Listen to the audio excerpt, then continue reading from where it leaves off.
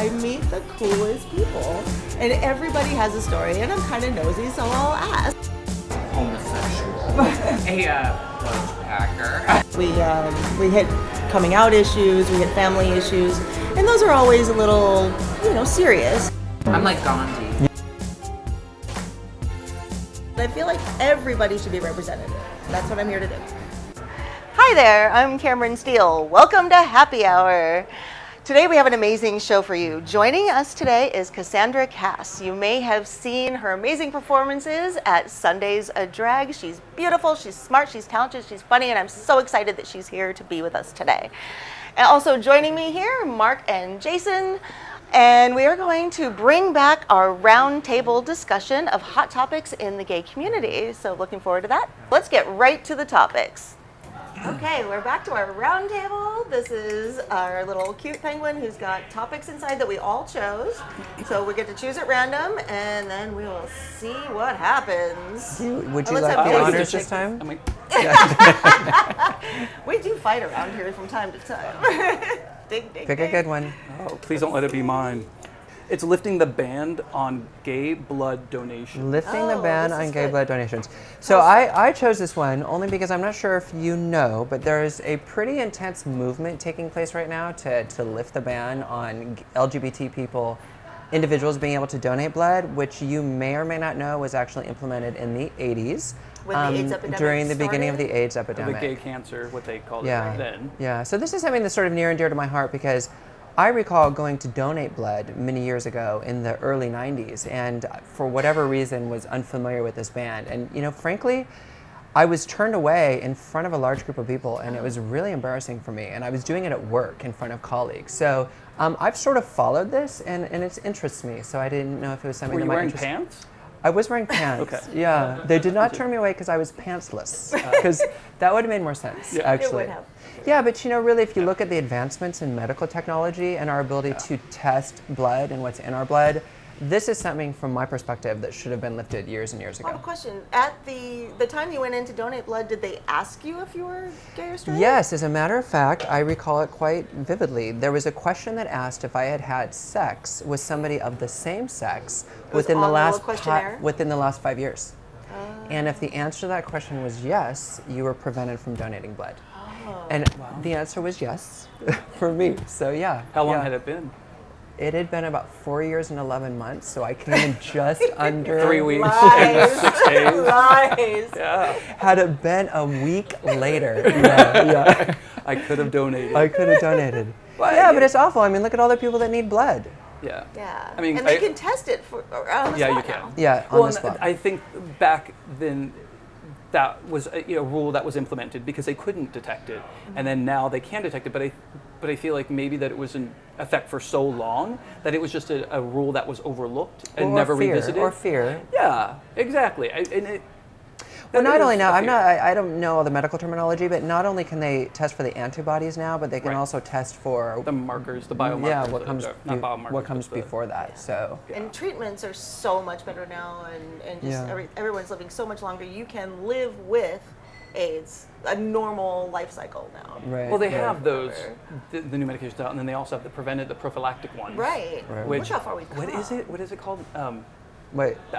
Race? No, what's the name of the drug that you can take? The preventative? Prep? Preventative. Crap. Prep. Oh, crap. I was like, Not crap. Prep. Yeah. Which that's freaky. That's a whole Yeah. Russian roulette thing for me. Yeah. So, but I think that the fact that there are people talking about this, and I was reading this morning, I guess there's like 81 Congress people that are advocating this lift, and 81 is a small percentage of all of the Congress people. But we're making progress, and I think that's important. It is important. I agree. I had no idea the ban had been going on this long. So thank you I for forgot bringing all about that that. up. So food, something to think about. Do the right thing. Donate blood if you can. Thank you. Yeah, thanks. Hi, Cassandra. Hi, Yay! Welcome to Happy Hour. Thank you. I'm so excited to And be you look here. amazing. Thank you. You're welcome. You look amazing. I tried to go a little classier than usual. Cover up the board. I don't see quite as much of you as I'm used to. I want you to see my I know, eyes. and it's working. It is definitely working. It's working for you. I love the look, but I always do. Your costumes are always amazing. And they're made by my designer. I have to mention him. His name is Thomas Ogden. He is amazing. The things he comes up with for Amazing. you are absolutely beautiful. How long have you worked together? We worked together about 4 years now, so All but right. it seems like 10. Your career in film and television is quite diverse. You Yes. had a role on CSI Yes. Las Vegas. That I love. That I love. You watch all the CSIs. I love the CSIs. And you played a showgirl on that. What was that like? A real stretch. Totally. It was amazing because they actually came to Asia SF and they tried out all the girls, and in the script it said that the girl who I was trying out for was wearing a red dress, and none of the other girls got made up. They wanted to look very real. I thought, if I'm going to play a showgirl, I'm putting on a ton of makeup, and lo and behold, I was chosen. They flew me down there. They gave me a dressing room. Marge Helgenberger, the redhead, actually said I did too. she said I had great boobs, and Grissom was hitting That is on a huge me. compliment. I don't care if he denies it. Was it like a one-day project, or? It was a one-day project, but it was pretty intense because I was really, really nervous. Because Right. first they flew me down to try out, and I was so nervous I wasn't getting it. And so I said to the guy, because at the time I had not had my surgery, the SRS. I said, "I'm sorry, can I go retuck?" Oh, yeah. Because I don't know why I needed to, because I felt like I was coming undone. So I was like, I don't know. So I had the. I had When the was power. this? It was probably 7-8 years ago, Okay. and that Alright. started off pretty much everything. And then I got to do a documentary by the That name was of Trantasia. Trantasia, Right. which was amazing, which led to Showtime, a reality show called Wild Things, which with Maria Roman and Tiara Russell, who are Right. very famous transgender women. And then from there, I had a little foray, or a little part in porn. No, just joking. Wait a second. No, I We're didn't do learning porn. right Not in now. my research. Yeah. I like to look like a porn star, but I didn't do porn. But from there, I also perform in San Francisco at the Sir Francis Drake Right. with Donna Sachet. Who we love. We love love Donna.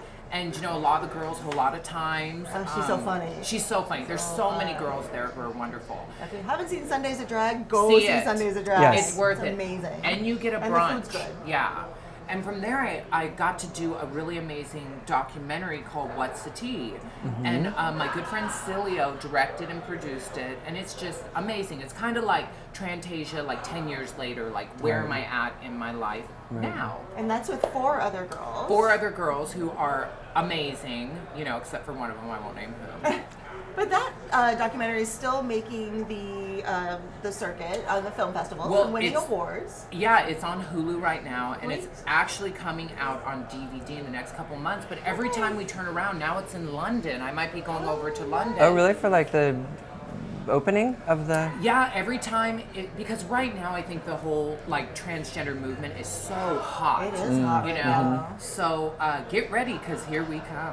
But when we say it's hot, what are we talking about? It's becoming more accepted. There are Well, people it's just finally getting some attention. I feel Okay. like, we've had Okay. a lot of gay and lesbian people on TV in their own shows, but we've kind of been a little forgotten about. And I think, with Laverne Cox on the cover of Time, it's really opening up the doors. So you've had all the success, which sounds absolutely amazing. Have you been able to share this with your family? So basically, I grew up in Des Moines, Iowa. My father was a basketball coach and my mother was pretty much a homemaker. I'm from originally 4 boys, I was a third, and my name was Casey. So my father was very machismo. So when I first told my father at 17 I wanted to be a woman, he said to me that you're going to be the ugliest woman and nobody is ever going to love you. Well, that really made me become the person I am today. 2 years ago, my younger brother, who I was the closest to, passed away in a car wreck. So sorry. No, it was awful.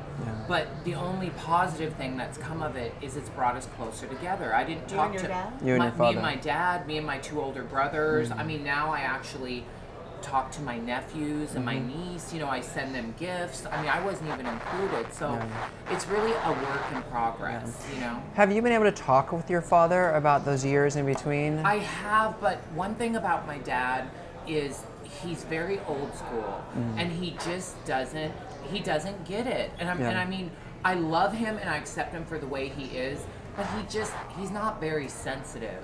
My mother passed away in my early 20s of cancer.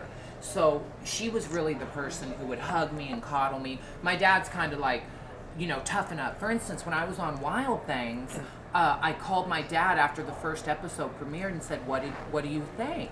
And my dad's like, well, I got to be honest, those other 2 girls outshone you. I know. It's like. But what do you think is behind that? Is he incapable of showing love for you? I think. How is he with your brothers? Same way. I mean, he basically grew up in his own dysfunction. He was an only child. And I just think, I know he loves me because he's there for me if I really need him, but he's just incapable of being nurturing. Okay. Was he like that your entire childhood? I never really liked my dad. I was a mama's, girl or boy or whatever. So my dad I was afraid of. And then when my parents got divorced, and my mother actually pretty much abandoned us and we were forced to go live with my dad, I was scared crapless. I was like, I don't like this man. He was an alcoholic. He was a womanizer. And I'm not trying to talk bad about him, but that's the facts. It made me the woman I am today. But a funny story was he had a stack of Playboys next to his bed. He didn't hide his porn, And I realized that that's kind of why I kind of became the way I am. The blonde hair, the big boobs. I mean, it's very Playboy.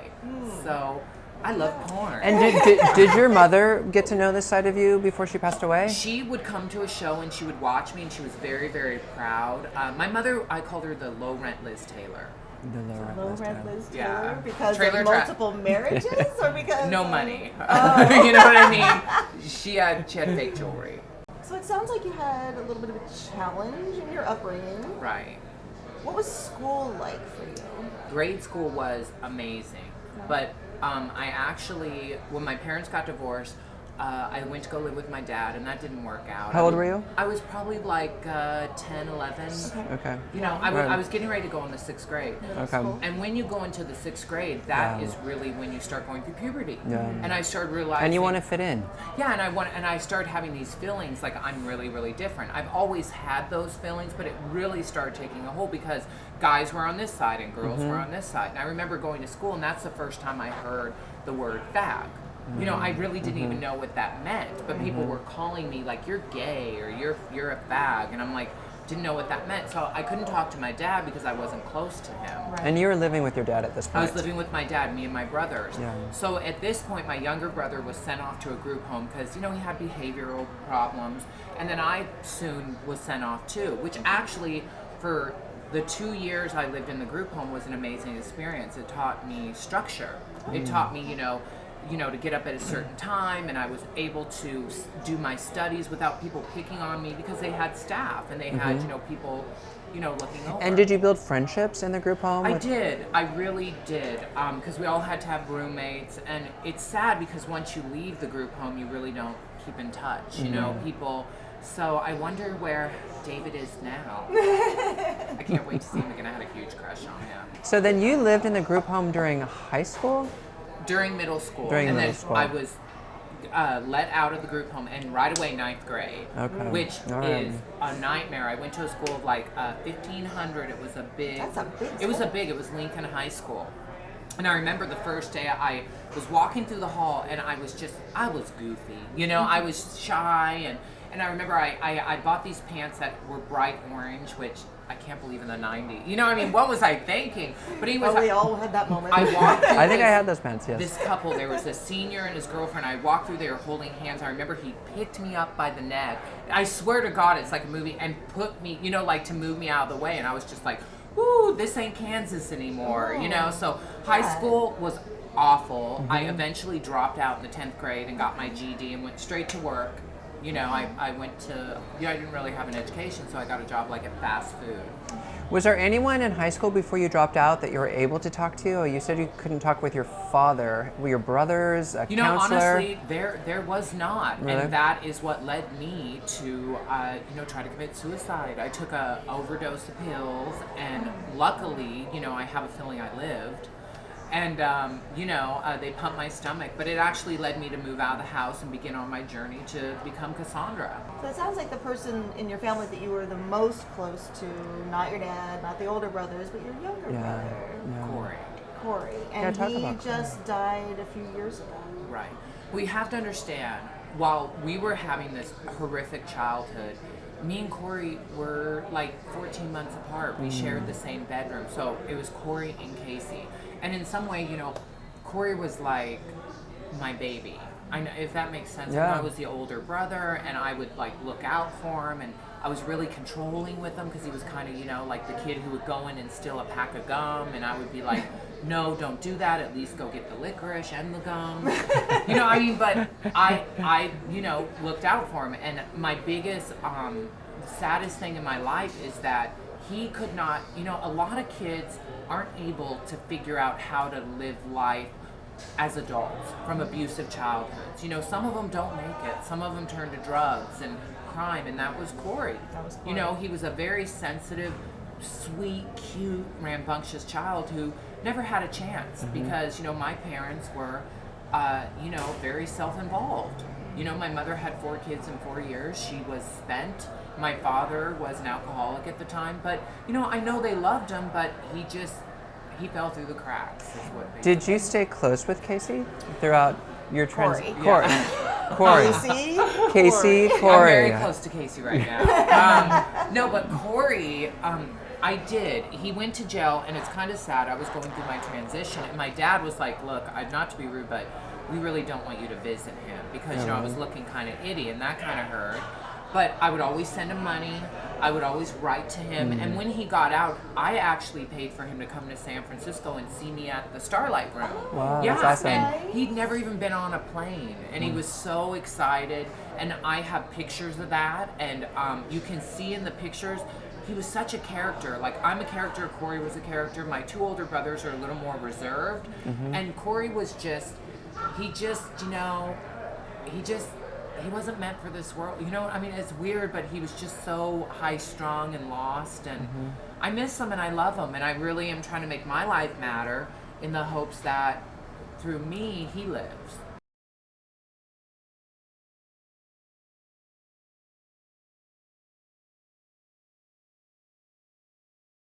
So as I'm listening to you talk, I'm thinking a lot about your transition. And I'm wondering if that's something that you're comfortable talking about. And if so, if you could tell us a little bit about what that has been like for you.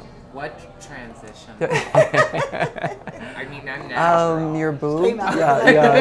Yeah. From a little farm boy to a glamazon, a she-goddess, as I like to call it. Well, you know, it has been a long journey. At 17, like I said, you know, I told my father.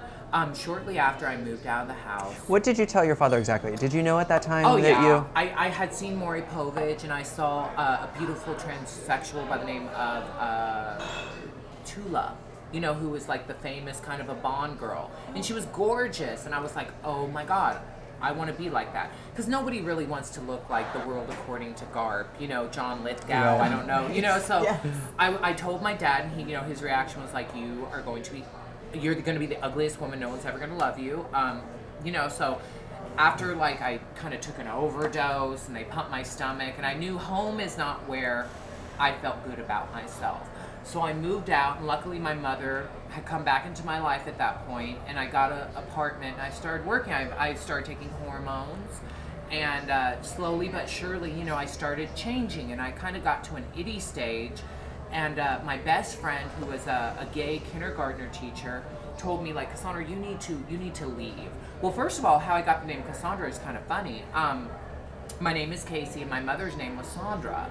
And I always loved, you know, like Greek mythology. And I thought, Cassandra is such a beautiful, glamorous name. Yeah. Although my first name was Alicia, which is Alicia Fox, which sounds so the 80s stripper. So I got that. And then I moved to Florida, and I began my transition. And down in Florida, the great thing is that's where a lot of transgender women were. And I learned about, you know, those jobs. I mean, like work and silicone and, you know, just all sort of like body enhancements. And when you go to a doctor, right, because you want to start taking hormones, how does that happen? That was a nightmare. Okay, I went to a doctor in Iowa, and I said I'm transsexual. You know, I didn't know the terminology.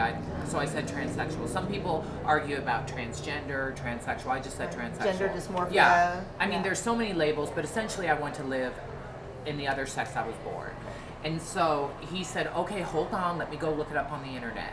Oh, so, really? Yes, and this was the 90s. You know you hit the right doctor. Right. When. So at that point, I was like, okay, they don't have a clue. So I had seen many performers come to visit, and they were from bigger cities like, Orlando, Florida. So I said, okay, I'm going to move down, because my philosophy was, if you want to be something, go be around it, go learn from them. And that's where my journey essentially began. So you're in Florida, you're starting to take hormones, you're Right. hanging out with a lot of people who know what's going on. How did you go from there to San Francisco glamazon? Right. Okay. Right. Well, basically, the great thing is the gay community has always had my back, especially gay men. I mean, as a performer, they were always like, my biggest fans. And they were always like, you're beautiful, you can do this. Well, so I was in Florida and I had very little money. I just started my transition. I threw away all my boy clothes. So I was in a club. I didn't have money for rent. I'm like, what am I going to do? And this guy came up to me and he's like, you're really pretty. And I said, well, then give me a job. Okay, I'm pretty, whatever I need So to what make. can I do? What can I do? And so he said, well, we're hiring, because he was a hairstylist, we're hiring in a salon and we need a receptionist. Would you be willing to do that? And I said, well, sure. So I filled out the application, took it in, and the manager was actually a gay guy, a homosexual. And I know. A Butch Packer. I don't know what to say, but anyway, I love it all. So basically, he said to me, well, what are your qualifications? So, I had a chip on my shoulder, because I thought I had the job. So I took the application, crumpled it up, and threw it in the trash, and walked out. So, right. So the guy actually contacted me and said, Cassandra, why did you do that? So he actually ended up giving me the job, which was amazing. Nice. So I began life living as a woman, not a passable woman. I had a large nose. I've had a lot of work done. And people always ask me, how have you become the way you look?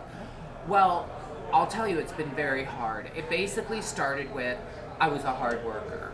And I'm not going to lie, I've had to be manipulative in my time because I've been in a desperate situation.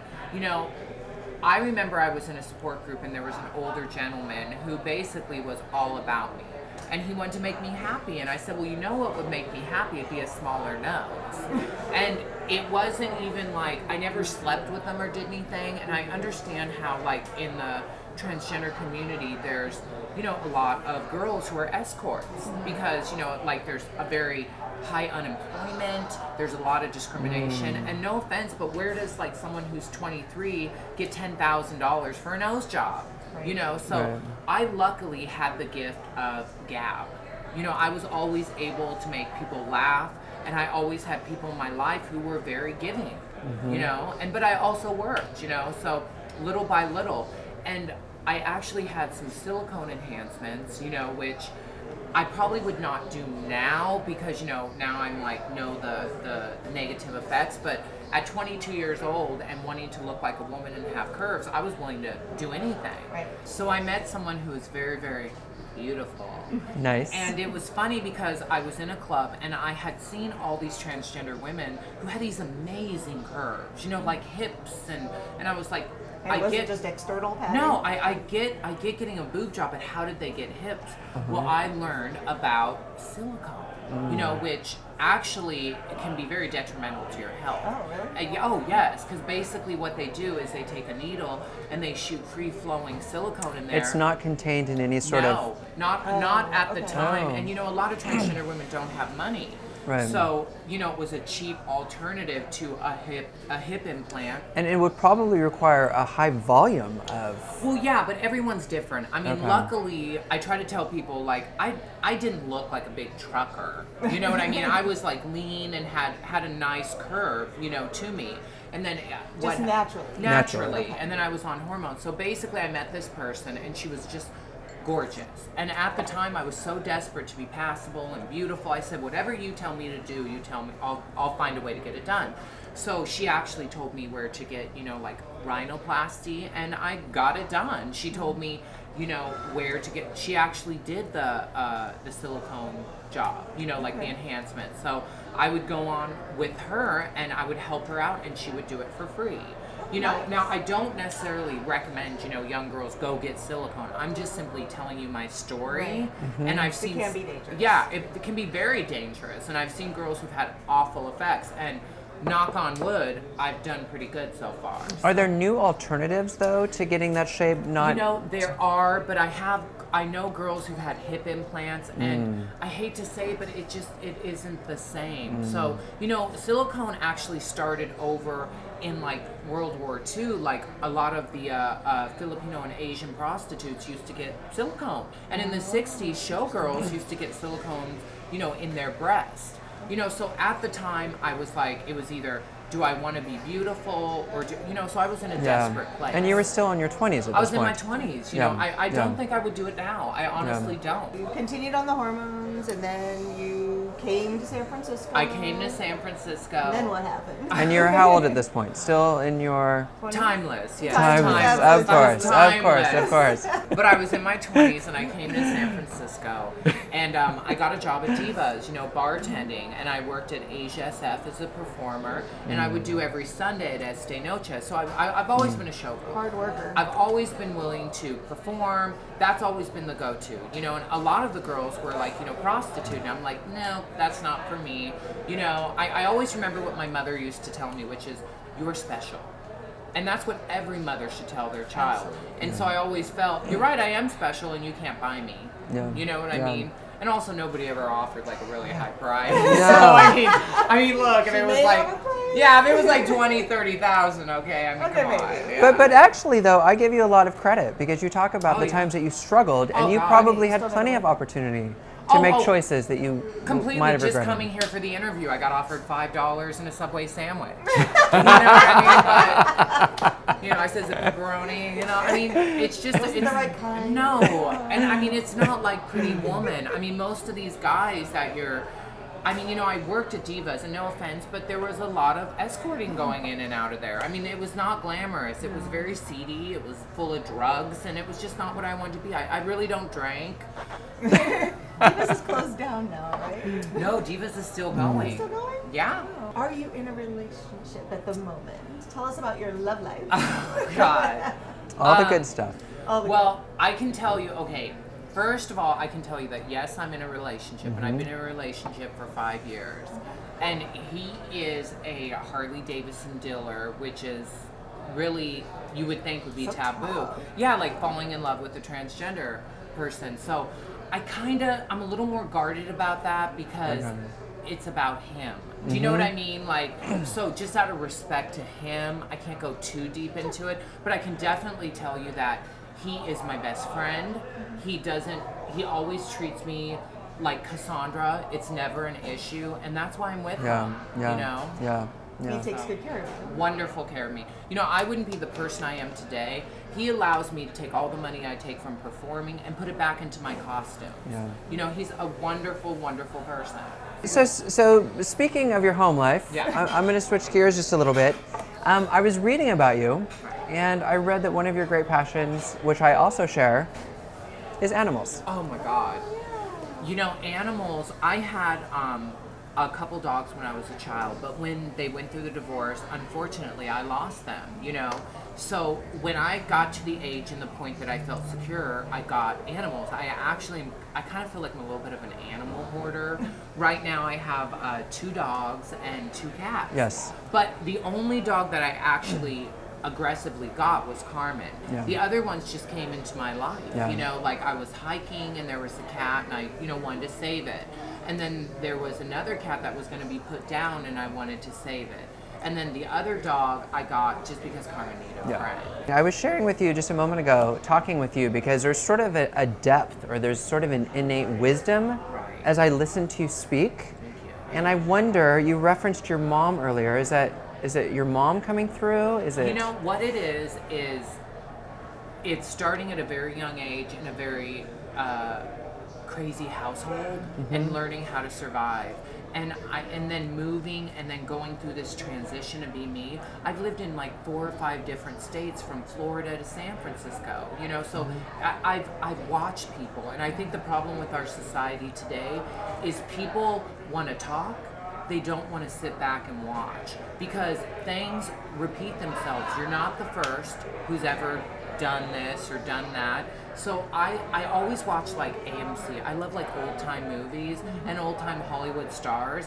And I always read their like, autobiographies or biographies to learn about them. Yeah. And I think like, I'm just trying to not make the mistakes I've seen other people do. Yeah. Instead of going after the guy who had a six-pack, who treated me like dirt, I went after the guy who had a heart, who brought me roses. And I think people just need to stop and think for a moment before they jump. Yeah, amen, amen. Seriously, yeah. I gotta learn that You're one. super cool. Thank yeah, you. that's awesome. I'm like Gandhi. You a little bit. But You a kind of little are. prettier Yeah. and with amazing boobs. With better boobs. But yeah. you're more than boobs and blonde. But you know what? I love the dichotomy of looking like this and then having something going on in here. Because people will see this and just be like, oh, she's like boobs and whatever.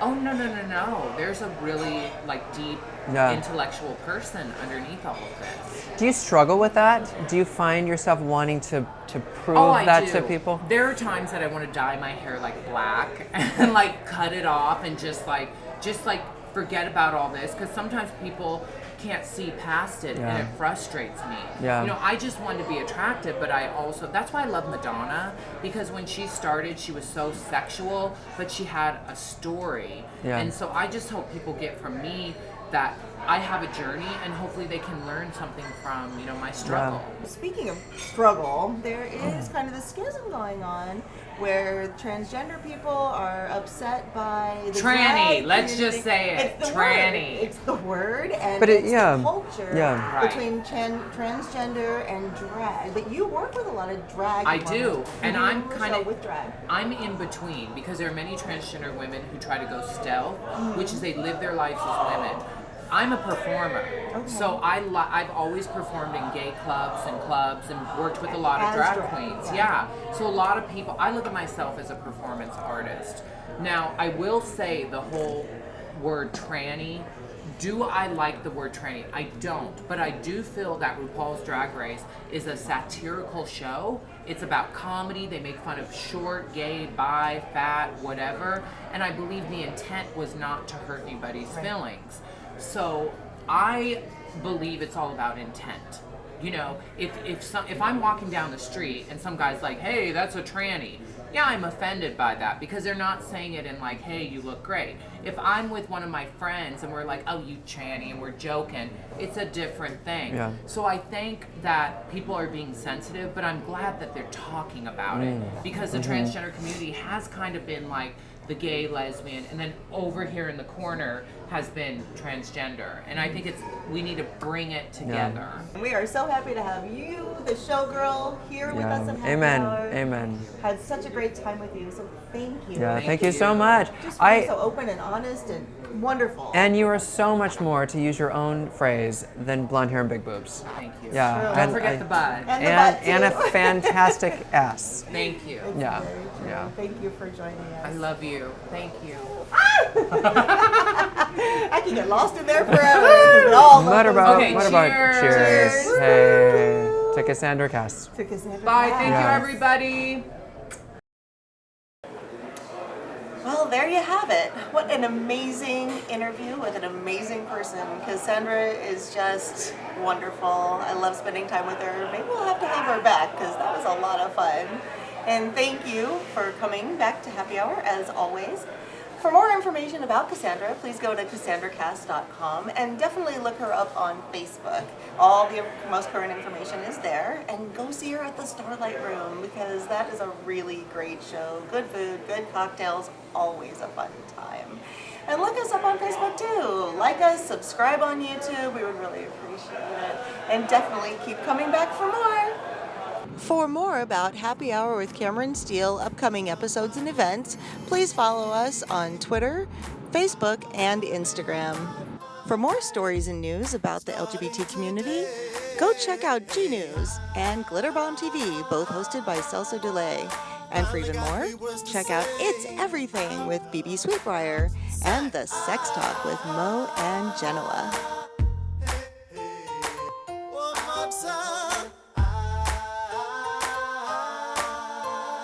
Finally got the words to say. Yeah.